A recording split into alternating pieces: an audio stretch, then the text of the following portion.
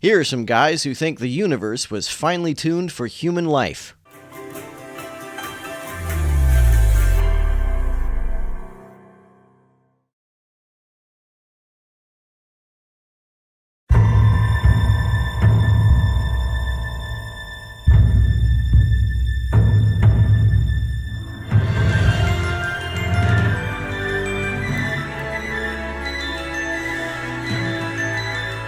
Lee Strobel's journey through a universe finely tuned for life inevitably led him home, to the blue jewel of our solar system, the planet Earth.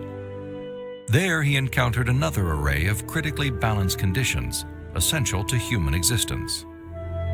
If you believe that there is an all-powerful God, you can't coherently believe that anything is critical to human existence other than that God. To say that it is impossible for human life to exist on a planet with parameters that are even slightly different is to say that this all-powerful God does not have the power to put human life on Venus or Mars or any other planet that isn't exactly like Earth. When I was an atheist, I saw planet Earth as being one of probably billions of planets just like it all over the universe. I saw our sun as being an average, undistinguished type of a sun. I figured as I looked up at the stars at night that there must be millions and millions of advanced civilizations out there. I just thought there was an ordinariness to our situation. This line of reasoning was totally consistent with my atheistic worldview.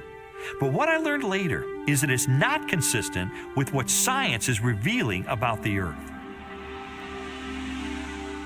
Strobel's investigation caused him to consider the many conditions necessary for a life-sustaining planet. If an all-powerful God exists, then there are no conditions that are necessary for a planet to be life-sustaining, because an all-powerful God would have the power to make life survive on any planet. In fact, an all-powerful God wouldn't even need to make planets. Such a God would be able to make us able to survive just floating around in space. In the process, he was introduced to the science of astrobiology and astronomer Guillermo Gonzalez. I'm an astrobiologist, and what motivates me is just to examine the conditions necessary for life. The conditions under which life exists are only necessary to that life's existence if there is no all-powerful God with the ability to create life that can survive under any conditions. To say that any conditions are necessary for life is effectively to say that there is no all-powerful God that is capable of creating life that can exist without those conditions. The fact that the conditions are just right for life to naturally occur means that it is entirely possible for life to naturally occur. No divine intervention is necessary. And look elsewhere in the universe and see if those conditions are met anywhere else. And the answer could be yes, and the answer could be no. And either answer is interesting. For more than a decade, Guillermo Gonzalez has researched the characteristics of a planet required to support complex life. Estimates vary, but a current list of these factors would number at least 20 and include an oxygen-rich atmosphere. Life on Earth existed before it had an oxygen-rich atmosphere. In fact, the reason why it has such an atmosphere now is because plant life released all of that oxygen. I suspect the folks who made this video said that these were conditions for complex life, so they could arbitrarily wave away all the life that existed before the planet had a lot of readily available oxygen. They also assume that it is impossible for life forms that use photosynthesis to evolve into complex organisms. We don't know that to be the case. Liquid water and large continental landmasses. A home star of the right temperature and mass. An orbital path that is neither too far nor too close to the home star. A moon large enough to stabilize the tilt of the planet's axis and the movement of its tides. A magnetic field strong enough to deflect the sun's radiation. And a position in the relatively narrow habitable region of a spiral galaxy.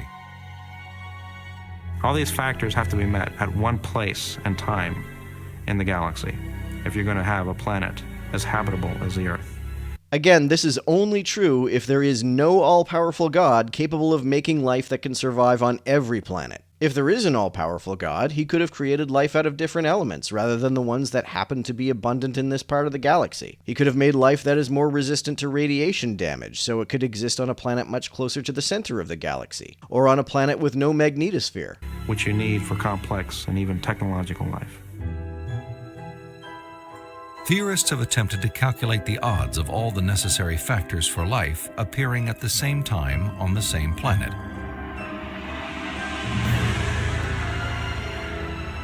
A conservative estimate is 1 chance in 10 to the negative 15th, or 1/1000th of 1/1,000,000,000th.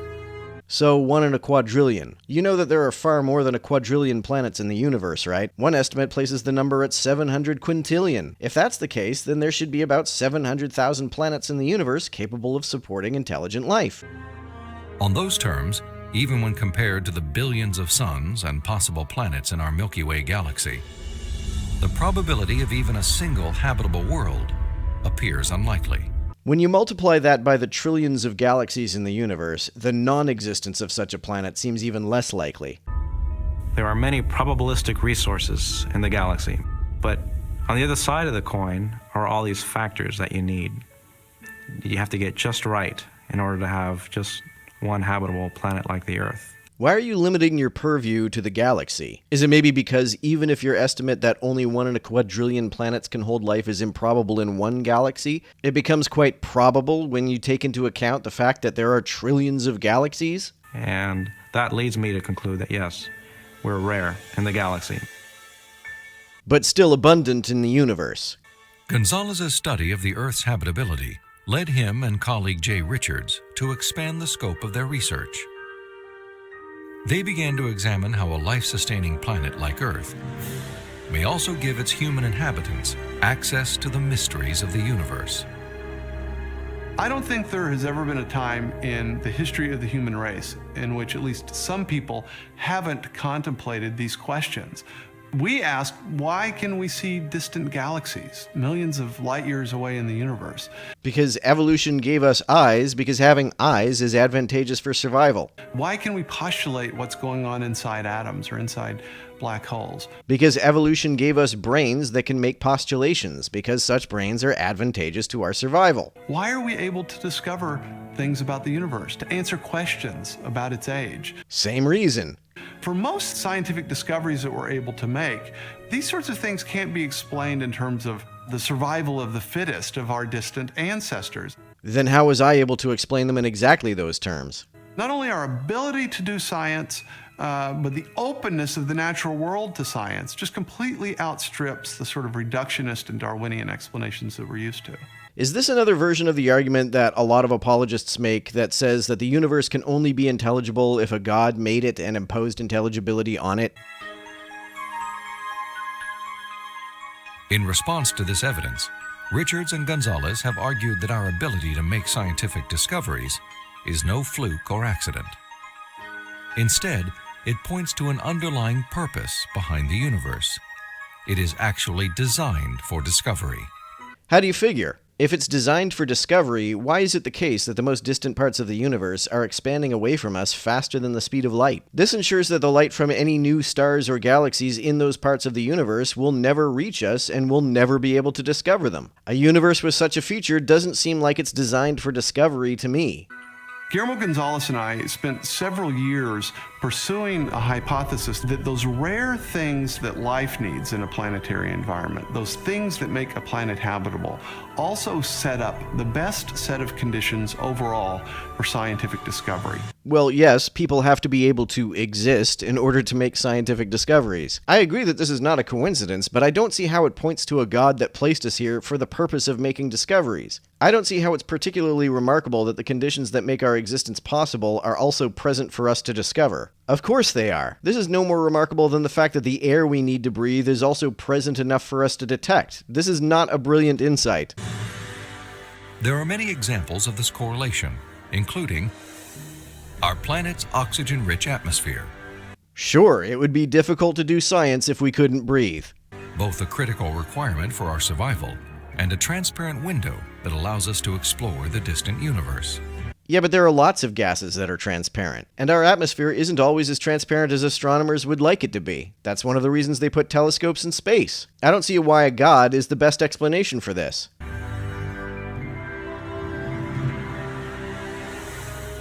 The Earth's precise distance from the Sun and the size of its moon and home star.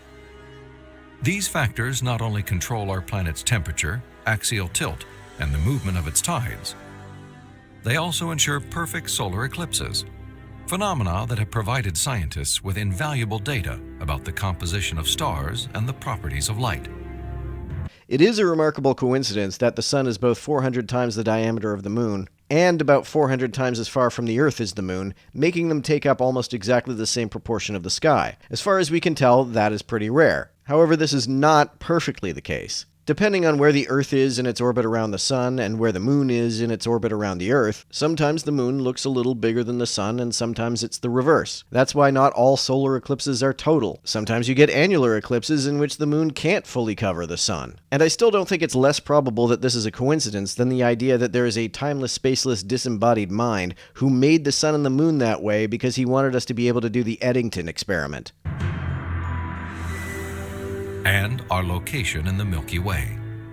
The Earth is positioned between two spiral arms within a relatively small region where life is possible. As a result, we enjoy an excellent platform for clear, unimpeded views of our galaxy and the rest of the cosmos. Well, no, they're not completely unimpeded. There are still a few clusters of stars and nebulae that occlude our views of some things. I think God intentionally created a habitat for us that allows us to see Him through the creation that He has left behind. And this habitat is conducive for us to do scientific research. It didn't have to be that way. If God wanted to maximize our ability to do scientific research, He would have given us the ability to see in a much broader color spectrum. The whole reason we build telescopes that can see radio waves, gamma rays, X-rays, and infrared is because we can't see that kind of thing with our own two eyes. Imagine how much of a leg up we would have in our knowledge of astronomy if we could see pulsars pulsing with the naked eye. In fact, imagine how much more we would know about our own bodies if we could see X-rays. But it is. Why? Because I believe that by doing science, we find God. And where do we find Him exactly?